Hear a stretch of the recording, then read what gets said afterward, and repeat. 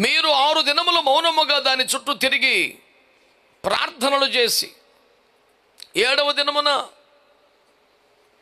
యెహోషువ సెలవీయగానే బూరలు ఊదగానే పెద్ద ఎత్తున కేకలు వేయండి, ఎరికో ప్రాకారములు కూలిపోతాయి, దాని ఎదుటికి మీరు చక్కగా ఎక్కి వెళ్ళిపోతారు అని ప్రభు చెప్పినట్లే జరిగింది. అయితే ప్రభు ఏమన్నది, కూలిపోయిన తర్వాత అందలి సమస్తమును మీరు కాల్చివేయాలి, నాశనం చేయాలి, ఏది తీసుకోవద్దు, అది శపితమైంది కనుక మీకు వద్దు.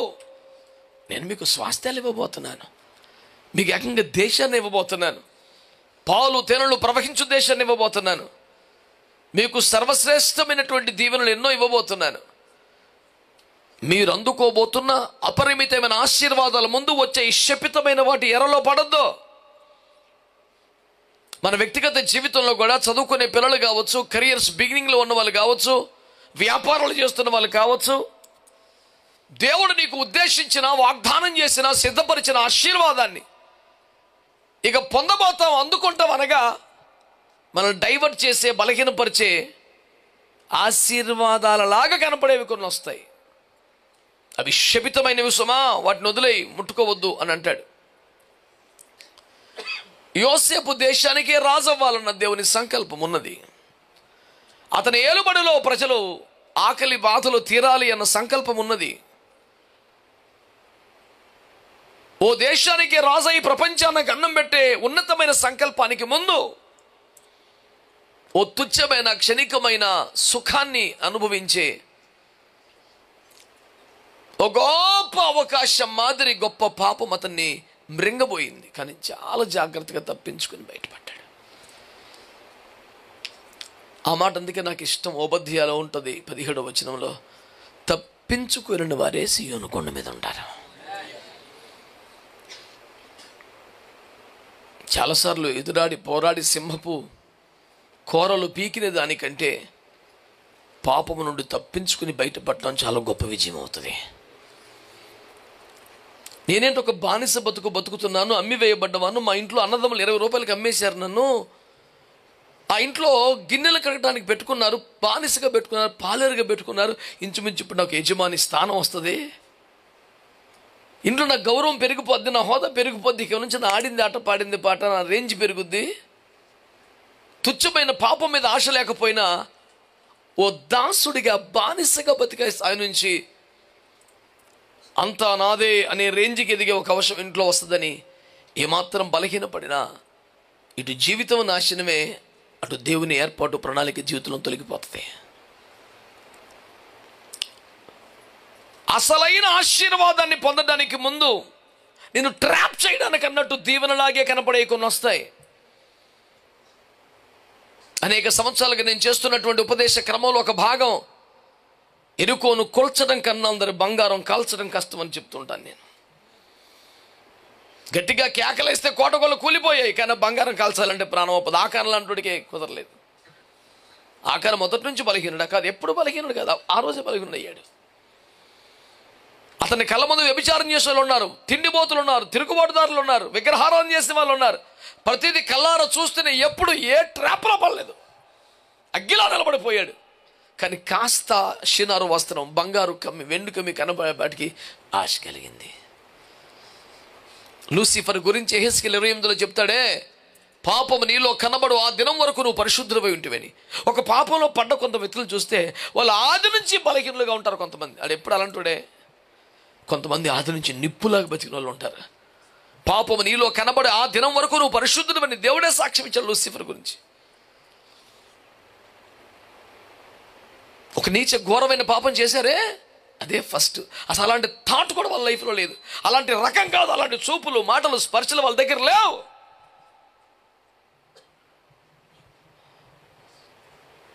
దేవుడిచ్చిన అవకాశం అన్నట్టుగా ట్రాప్లో పడేశాడు దుష్టుడు. ఏం బిలాము చెడ్డోడా, తక్కువడేం కాదుగా. దేవదేవుడు అతని ఇంటికి దిగువచ్చి అతని గదిలో కూర్చొని అతనితో మాట్లాడుతున్నాడు అంటే అతని స్థాయి ఏంటిదండి? దేవుడిని బిలాము వద్దకు వచ్చి అతనితో మాట్లాడుచుండగా అసలు ఏంటా రేంజ్ మనిషికి? బాలాకు రాజు పంపిన వ్యక్తులు బయట నిలబడితే లోపల దేవుడు అడుగుతాడు, బయటకు వచ్చింది ఎవరో? వాళ్ళు పలానా రాజును పంపించారు, వద్దని చెప్పు. బంగారం వాకిట్లో ఉంది. బంగారానికి మించినటువంటి ఐశ్వర్యకర్త యేసయ్య ఇంట్లో ఉన్నాడు. లోపల ఉన్న యేసయ్య బయట ఉన్న బంగారమా తేల్చుకోలేకపోతున్నాడు.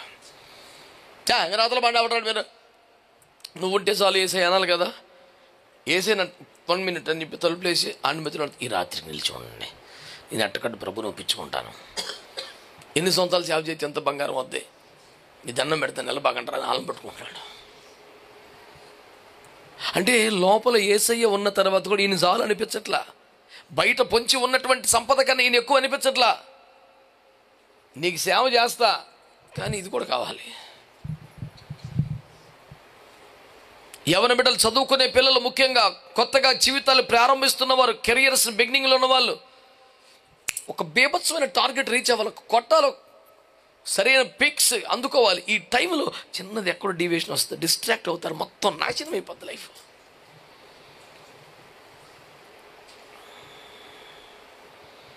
ఏదో కథ చెప్తారు, నాకు అంత బాగా గుర్తులేదు, కానీ ఈ ఏమంటారు బాణం, ఈ పోటీలు పెట్టినప్పుడు నీకేం కనపడుతుందంటే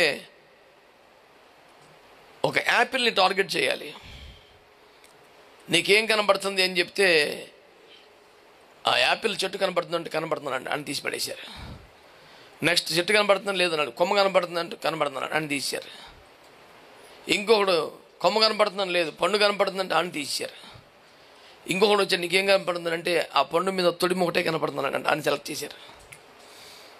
అంటే ఇప్పుడు బాణం కరెక్ట్గా తొడిమికి తగలాలి, పండు తగిలితే ఇప్పుడు కొట్టుపికి ఉంది, పండు మొత్తం పోయిందిగా. అంటే టార్గెట్ ఎంత పిన్ పాయింటెడ్గా ఉండాలి, ఇంచుమించుగా అలాంటిదే వద్దు, అసలు ఇంచుమించు వద్దు, అసలు దరిదాపులో వచ్చేసాం, దాదాపుగా చిచ్చి వద్దా పనికి మళ్ళీ మాటలన్నీ కూడా.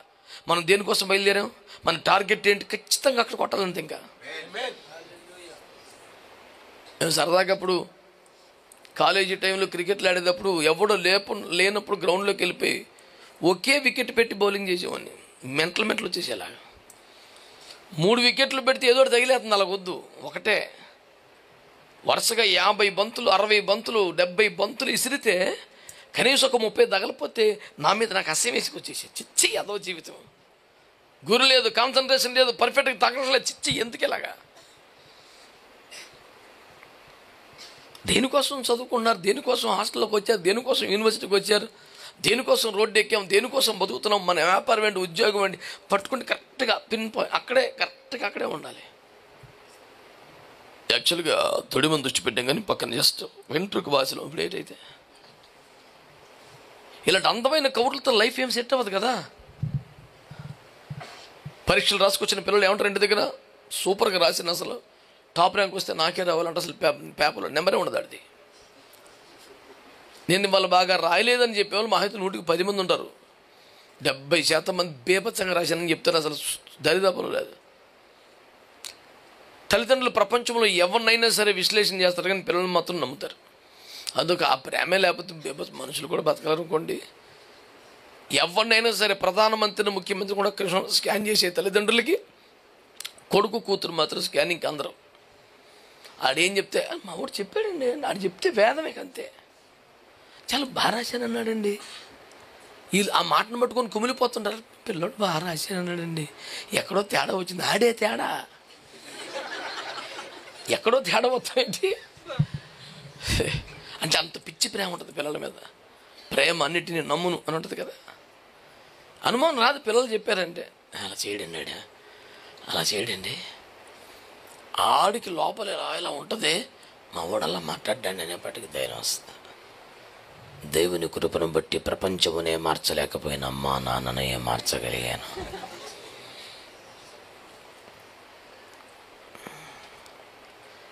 మనకు స్వాస్థ్యాలు రాబోతున్నాయి, భూములు ఇవ్వబోతున్నాడు దేవుడు, బంగారాన్ని పంచబోతున్నాడు. ఈ లోపు కక్కుర్తి ఎందుకు, పనికిమాలిన పని, ఓపిక పట్టు. బైబిల్లో ఒక మాట ఉంటుంది, ఇంకా కొంచెము కాలం అన్న మాట ఉంటుంది. ఏమే హల్లెలూయా.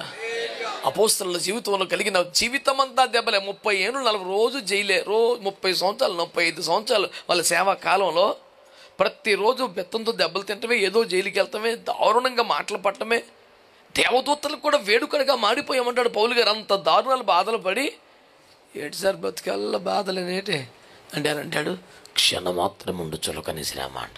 35 years ఈడిచీడి కొడితే దానికి క్షణమాత్రం అన్నాడు ఆయన. ఏంటి క్యాలిక్యులేషను? పొందబోయే మహిమతో కంపేర్ చేస్తే. హల్లెలూయా. నీ ఇంటి పక్కన సుఖపడేవాడితో కంపేర్ చేసుకుంటే చికాకు గెడుతుంది. ఇవాళ సేవ మొదలు తెల్లారిపడికి 500 విశ్వాసాలు ఉన్నది కంపేర్ చేసుకుంటే నీకు తిక్క ఉంటుంది. నీ వ్యవహారం వేరు. ఆమె నేను చెప్పాలనుకున్న మాట ఏమన్నా వంట పట్టిందంటారా? ఎరుకోతే ఏం సార్, అది కూల్చేసింది, మనకి ఎందుకు దాని గొడవ? దాన్ని దాటి ఎరుకోని వాళ్ళు స్వాధీనం చేసుకొని ఆనందించరు కాదు, దాని మీద నుంచి చక్కగా ఎక్కిపోవద్దు, తొక్కి వెళ్ళిపోవాలి అంతవరకు. అది మన కాళ్ళ కింద బంగారం ఉంటే, ఓ ప్రభు, this is too much lord, let me take something of it so that I can enjoy my life. I need to pay my fees, you know. ఎంత అందమైన కారణాలు చెప్పినా కొద్ది చిరాకు వచ్చేస్తాం. తీసుకో, వీడు కరెక్ట్ కాదు, వీడు నుంచోడు. వివరంగా చెప్పను కానీ ఒక నీచ నికృష్ట పాపిష్టి. ఎందుకంటే ఒక పెద్ద దైవజనుడు చెప్పాడు. అది నా బాధ. చెప్పబుద్ధి కాదు కానీ చెప్పాలి, పిల్లలకు అవసరం. అతను ఒక పాపం చేసినట్టుగా ప్రపంచమంతా కోడై కూసింది. కొన్ని ఎంక్వైరీల్లో నిజమని తేలింది. అతన్ని నిగ్గుదీశారు. చెప్పు, ఇంకా బుకాయించొద్దు, ఈ ఘోరం జరిగిందా లేదా అని అంటే అతడు ఇచ్చిన జవాబు, మా నాన్న నాకు క్యారేజీ కట్టాడు, అడవి దాటాక తినమన్నాడు, నేను అడవిలో తిన్నాను, తప్పే. కానీ అడవి దాటాకైనా నేను తినాల్సిన క్యారేజీ కదా, ఆకలైందని మధ్యలో తిన్నాను, పెద్ద పాపమేముంది, అది నా క్యారేజీ కదా అని పాపాన్ని కవర్ చేయడానికి నీచంగా అడ్డగోలుగా ప్రయత్నం చేశారు. ప్రపంచమంతా కూడా అసహించుకున్నారు. కొద్ది నెలల తర్వాత మళ్ళీ వారే నిజమే అలా అని ఉండాల్సింది కాదని బాధను వ్యక్తపరిచారు. నేను మీకు మాటలు ఎందుకు చెప్తున్నానంటే, సమంజసంగా అందంగా మాట్లాడడం వస్తే మనం పరిశుద్ధం అయినట్టు కాదు. సమర్థవంతంగా విమర్శను తిప్పి కొట్టగలిగిన సామర్థ్యం, వాక్చాతుర్యం మన దగ్గర ఉంటే మనం దేవుని దృష్టికి యోగ్యులం కాదు. మనం నత్తి వాళ్ళమైనా, మాట తడబుతున్న వాళ్ళమైనా, భయపడి పారిపోతున్న వాళ్ళమైనా అందులో పడకుండా ఉంటేనే దేవుని దృష్టికి యోగ్యులంగా ఉంటాం. దేవునికి మహిమ కలుగునుగా. కనుక నేను చెప్పే ఉపదేశం ఒకటే, యెరికోను దేవుడు కూల్చే శక్తి మీకు ఇచ్చాడు. మీ కేకల్లో, మీ స్తుతుల్లో, మీ ప్రార్థనలో అభిషేకం, అధికారం ఉంచాడు. వీర విజయం దేవుడు నమోదు చేయించాడు. ఎక్కెళ్ళిపోండి అంతే, తొక్కి దాటిపోండి అంటే కక్కుర్తిపడి టచ్ చేసే ప్రయత్నం చేయకండి. దేవుడు మీ కొరకు సిద్ధపరిచిన కుటుంబం కానీ, ఉద్యోగం కానీ, వ్యాపారం కానీ, గృహం కానీ, స్వాస్థ్యం కానీ అత్యున్నతంగా, పరిశుద్ధంగా, అతి ఘనంగా, ఎంతో హుందాగా మీ చేతులకు రాబోయే ఒక దినం ఏర్పాటు చేయబడింది. ఆ సగౌరవ దినం కోసం మనం హుందాగా మెయింటైన్ చేయాలి. వస్తాయి చుట్టుపక్కల దరిద్రం అంతా వస్తుంటుంది.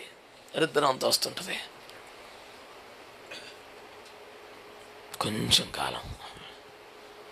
అందుకని దుష్టుల ఆలోచన చొప్పున, పాపుల మార్గమన, అపహాసకులు కూర్చుండు చోటన నిలువక, నడువక, కూర్చోక పారిపోవాలి. మనం లోకం అలాంటిది. ఎక్కడితో అక్కడ నుంచోవద్దు, కూర్చోవద్దు, పారిపోదాం. మన రూమ్కి వెళ్ళిపోదాం, ప్రార్థనా పరుల దగ్గరికి వెళ్ళిపోదాం, సహకారుల దగ్గరికి వెళ్దాం, సహవాసం దగ్గరికి వెళ్దాం, దైవజనుల దగ్గరికి వెళ్దాం.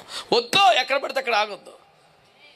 ప్రతి క్షణం నీకు నష్టం చేస్తుంది, ప్రతి మాట నీకు నష్టం చేస్తుంది. నేను మీకు ఇవ్వాలనుకున్న సందేశం యొక్క సారాంశం ఇది. రేపో మాపో మీ చేతికి అద్భుతమైన దేవుడు దాచి ఉంచిన, సిద్ధపరిచిన స్వాస్థ్యం రాబోతుంది. ఈలోపు కక్కుర్తి పడొద్దు, ఈలోపు బలహీనం అవ్వద్దు, కొంచెం కూడా చెల్లించొద్దు, స్ట్రాంగ్గా ఉండండి. That is the whole message. ఎన్ని చెప్పినా అదే సారాంశమే. ఎంతసేపు చెప్పినా కూటమైతే అది. దానికి ఇంకా స్కెల్టన్లు అద్దె జాగ్రత్తగా షేపులు తయారు చేసి, నరంలో పెట్టి, మాంసంలో పెట్టి, జీవాత్మను బుద్ధి సైన్యం చేసి నుంచో ప్రకారం కూటమైతే అదే. అల్లుడి స్కెల్టన్ ఇచ్చాను, వేసి రక్తం ఇచ్చి. అయితే బిడ్డలారా, తల్లిదండ్రుల కోసం ఒక మాట చెప్పాలనుకుంటున్నాను. ఉన్నారా పేరెంట్స్? నీ యూత్ మనం ఎడు చూసిన యూతే ఉన్నారా? అయితే తల్లిదండ్రులకు 2 మాటలు చెప్పి మీకు కూడా ఒక మాట చెప్తానులే. హల్లెలూయా. ఇక్కడ రాయబడిన మాట ఏంటంటే, ఎవడు ఎరుకో పట్టణమును కట్టించపోనుకొనునో, నేను వద్దనుకున్నానది, నేను కూల్చేసానది, నేను నాశనం చేశాను దాన్ని, నేను శిథిలంగా మార్చాను దాన్ని. నేను కూల్చిన పట్టణాన్ని, నేను కాళ్ళతో త్రొక్కించిన పట్టణాన్ని ఎవడు నిలబెట్టాలని చూస్తే ఆడికి మామూలుగా ఉండదు. అది పోవటం. అక్కడ దేవుడు ఏది వద్దన్నాడో అమ్మలు విన్నారా? దేవుడు ఏది నాశనం అవ్వాలని కోరుకున్నాడో, దేవుడు దేన్ని త్రొక్కివేయాలని సంకల్పించాడో, దాన్ని ఎట్టైనా మళ్ళీ నుంచోబెడదామని ట్రై చేస్తే నీకు ఉంటుంది. అది ఆశ అయినా, కోరికైనా, వ్యక్తి అయినా, వ్యవస్థ అయినా, వాట్ ఎవర్ ఇట్ ఈజ్, పోవటం ఒక్కటే. నేను కూల్చేసాను, నువ్వు నుంచోబెడదాం చూస్తున్నావేంటి?